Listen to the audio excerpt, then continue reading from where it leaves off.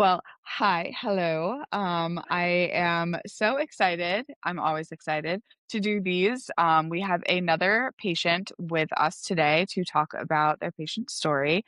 And Tammy has been with us as a volunteer and part of our support groups for quite a while now. So we have gotten to know some of her patient story, and she is so graciously willing to share it with the rest of you. And I think a lot of you out there who are living similar lives will really resonate with a lot of what she has to say. So, Tammy, I will let you introduce yourself and start a little bit about your journey, where your symptoms and your diagnosis started with gastroparesis. Thanks, Sam. My name's Tammy. My journey with gastroparesis started when I was 14 years old. Um, it began as what myself and everyone around me thought was just a normal stomach virus, and it never went away. I was athletic in high school, so I was playing basketball at that time. I never missed a practice or missed a game. I could not practice that day. And that was a big red flag to myself, my coach, and my parents. Went home, thought that I would sleep it off, 24-hour bug. Days later, just was not better. Um, but it was a long road to a diagnosis. My PCP thought that it was just an elongated bug. So from the time I was 14 to the time I was 20 years old, um, it was just a roller coaster ride of PCPs, mostly conferring with one another for years. I would say 2 years. It was about a 2.5-year mark. I was, 16 going on 17 years old before one of them said, "Well, why don't we consult a GI?" Um, and the GI said, "We'll do a scope," and that scope showed a little inflammation. Nothing no gastroparesis was discussed at that time. They would give me a PPI. That PPI wouldn't help anything. They changed the PPI, and, it was just that vicious cycle for years. Um, it was not until I was 20 years old, I was down to 84 pounds. Oof. I had lab work and tests that showed organs were shutting down. Um, I literally felt like I was dying. And, my PCP at that time, who I was on my 5th one, I believe, my 5th PCP at that time, referred me to a gastroenterologist out of town, um, which I live in small town Kentucky. So out of town is minimum about an hour away. That was not easy for me. Riding an automobile really instigated an increased amount of nausea, vomiting, like a motion sickness, but yet Mhm. when the car stopped, the motion still continued. The motion sickness still continued. He, from the beginning, said, "I have an idea of what it might be, but I need to run some tests." That was the first time that I had ever heard of a gastric emptying study. Um, he was forthright from the beginning that if it was what he thought it was, and he did not use the terminology of gastroparesis at that point in time, but he was forthright in telling me that he did not know a lot about it. He did not treat it, nor had he had a patient that he had treated with it, but he was confident that we should at least move forward with testing.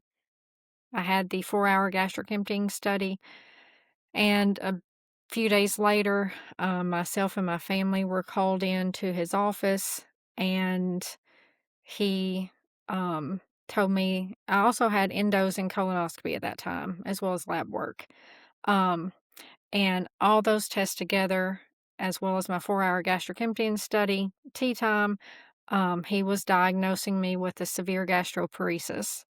Mm. And collectively, I specifically remember my mom just kind of putting her head down, putting like her head in her hands, and my dad just kind of saying, "Oh, okay, what's that?" Like we've been on this journey for years. Nobody's Mhm. ever used that word with us, like, we don't understand what that is, and I distinctly remember to this day the feeling I had, oddly enough, was relief.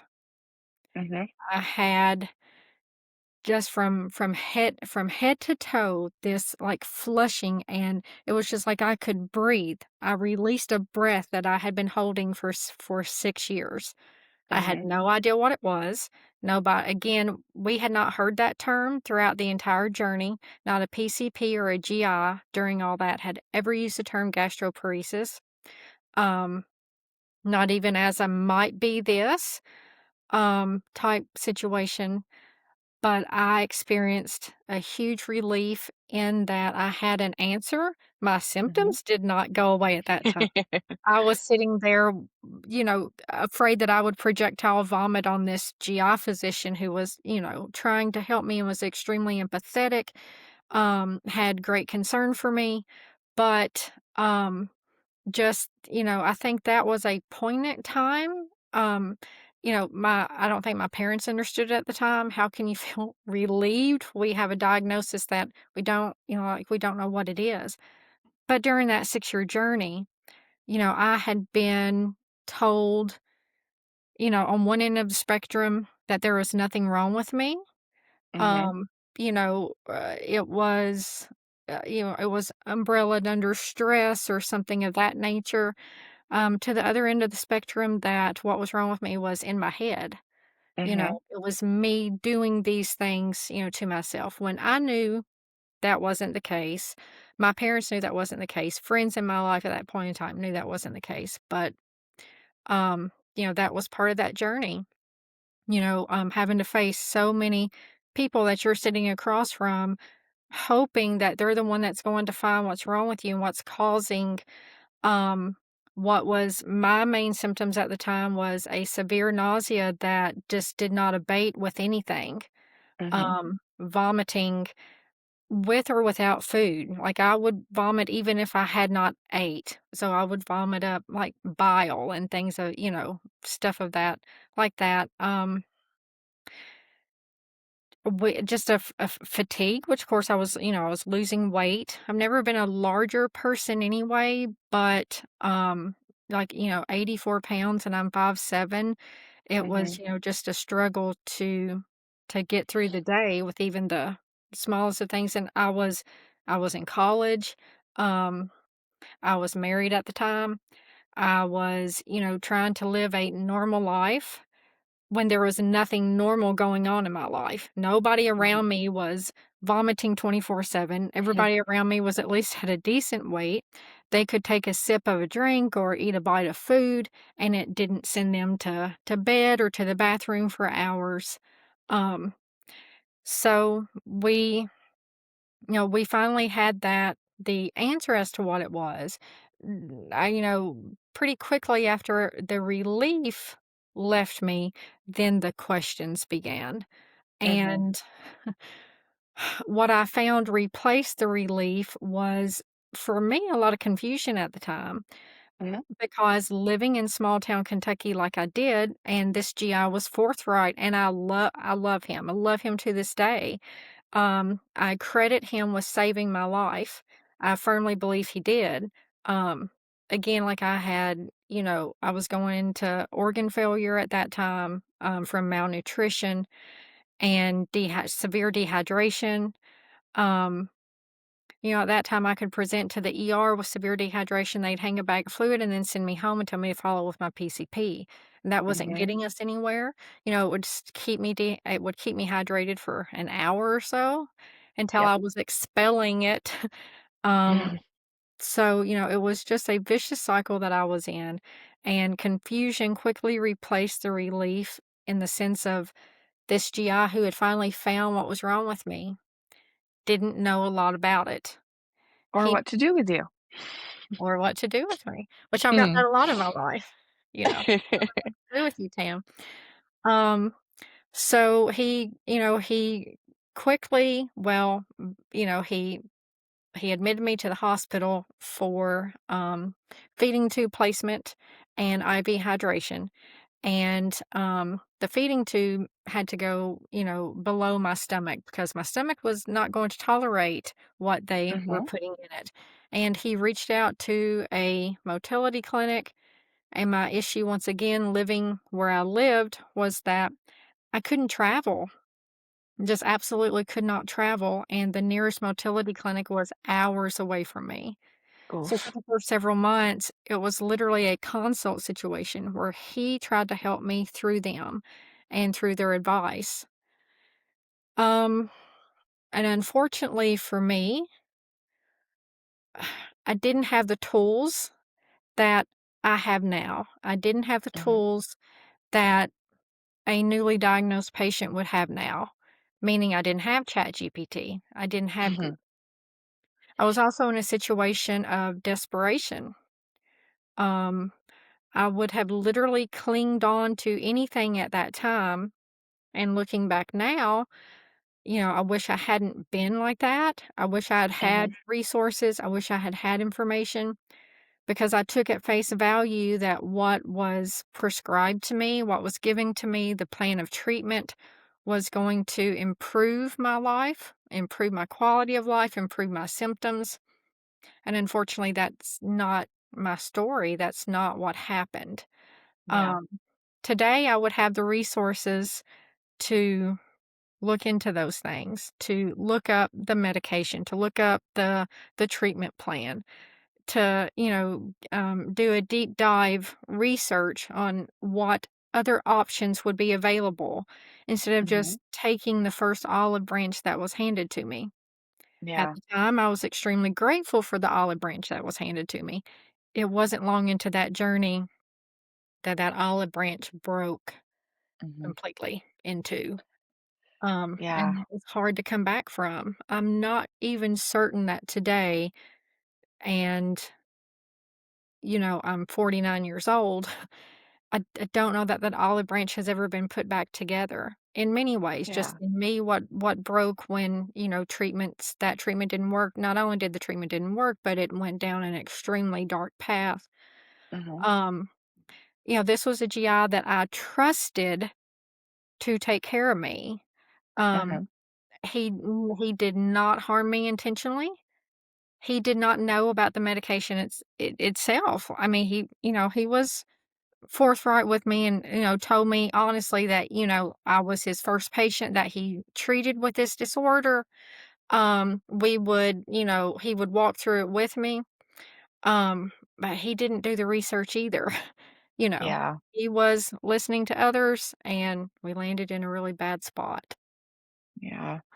I know, since I've known you for a few years that I know a little bit more about what you've been through and what you've shared with me, and, we see questions you've seen it in our support groups and in the online groups where people are asking these questions, and I can't imagine, like, I grew up with the internet, so, like, I have the before and after for myself too of, like, what was it like before I could just Google something or before smartphones where you had to go to the family computer or something in the middle of the room and like log in with your dial-up internet to go find something, right? Like all the things that happened before that when I had to go to the library and then go to the little thing and look for stuff and talk to the librarian of the encyclopedias and all of that. And I'm like, sometimes I miss those days. But, things aren't at they just weren't as accessible, and being what I've been through when I was sick, the internet was more vibrant, so I had the opportunity to Google. That's how I found G-PACT back in the day. Right. So I whenever you have shared, part of your past, I don't anybody who's been in that situation, I give you all the credit in the world for fighting as hard as you did and for what you've been through when you had such limited resources, which for you was even more limited being in the area that you were with physicians who didn't have access. They didn't know what they didn't know. And the patient pays the price, unfortunately. It doesn't make it okay. It's just what unfortunately seems to happen. Right. Yeah. So, it was a situation where it felt like my GI was writing on a stone tablet and waiting for that stone tablet to be carried horse and buggy to the motility clinic, and then they would chisel in the stone tablet and send it back by horse and buggy. Um, Not that carrier pigeons. yeah. So, I mean, that's really what it felt like. Obviously, that's a kind of a tad bit of an exaggeration, but when you're sick to the point of, that quality of life is zilch, Yeah, there's no you want quality. answers. You Um, want answers. yeah, you can type on the computer today and receive at least resources. You might not receive answers, or you might receive answers, but there's many of them, and you have to decipher which answer is correct, and you can take those Mhm. questions back to your physician now. I didn't have those things. I didn't know what to ask. I Yeah. didn't have, um I don't think at that point in time I even recognized what the word advocate meant. Mhm. Didn't know how to advocate for myself. I certainly didn't have another source of an advocate, advocating for me in the sense of asking the right questions. I have wonderful parents who have supported me all my life. Mhm. And continue to in the capacity that they can. But it was not, at any fault of my parents that they didn't ask the right questions. They didn't know Um, either. right. They didn't know either. They didn't know where else to look. It was really a time where you looked for your answers was the physician sitting across from Mhm. you. Um, we if he had said something about Google, we wouldn't have known what that was at that point in time. Mhm.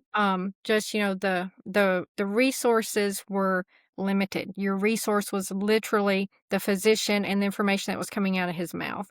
And so when you Yeah. live in small town Kentucky or small town any other state, Mhm. and the physician's even forthright with you from the beginning and transparent, I don't know hardly anything about this disease. And what I do know is what little I learned when I was in medical school.